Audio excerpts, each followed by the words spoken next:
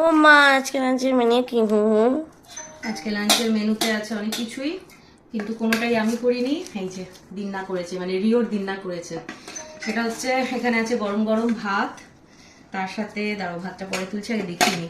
এখানে আছে হচ্ছে লাল শাক ভাজা, আর লাল শাক খাওয়ার জন্য এখানে রয়েছে কাসুন্দি। আর এটা দেখে বুঝতেই পারছো এটা কেনা কাসুন্দি নয়, কারণ ডাব্বাটা দেখে বুঝতে পারছো এটা হচ্ছে মায়ের বানানো কাসুন্দি। মা প্রতি বছর বাড়িতে নিজে হাতে বানায়, তো সেটাই এটা আজকে লাল শাক দিয়ে খাবো।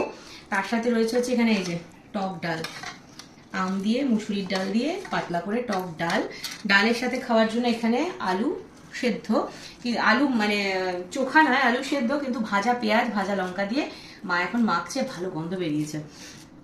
আর তার সাথে রয়েছে হচ্ছে এখানে রিওর জন্য একটা মাছ ভাজা, এটা হচ্ছে রুই চারা মাছ ভাজা, কারণ রিও আলু সিদ্ধ খায় না। আর বাদ বাকি আমাদের জন্য এখানে পাতলা করে আলু দিয়ে মাছের ঝোল।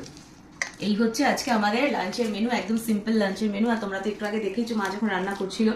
আমার কালকে শরীরটা খুব খারাপ ছিল বলে আজকে মানে কালকে বিকালেই মা এসছে, 2-3 দিন থাকবে আমার সাথে। তো সেই জন্য আমার এখন রান্না বান্না থেকে একদমই ছুটি বলতে পারো। আমি জাস্ট এখন বসেছি, একটু ভাতটা বেড়ে দিচ্ছি, তাও মা বাকিটা করবে আর কি। তো এই হচ্ছে আমাদের আজকে লাঞ্চের মেনু, বলেই দিলাম। তোমাদের লাঞ্চের মেনুকে অবশ্যই কমেন্ট করে জানিও। আজকে অনেকদিন পর আমি শাক খাচ্ছি। এইমাত্র জাস্ট এই কথাটাই বললাম যে রিওর সময় না আমার রোজ শাক খাওয়া পড়তো, কিন্তু এখন এই শাক মানে কুটে বেছে রান্না করার ঝামেলার জন্য লাস্ট প্রায় 10-12 দিন হয়ে গেল শাক খাওয়া হচ্ছিল না। মাঝে একবার খেয়েছি, না হলে পরে আমি শাকটা রেগুলার খাওয়ার চেষ্টা করি। ওই যে বলে না শাক খেলে নাকি চুল হয় মাথায়, তো রিওর তো মাথা ভর্তি চুল হয়েছিল। আর তাছাড়া শাক খেতে আমি এমনিতেই খুব ভালোবাসি।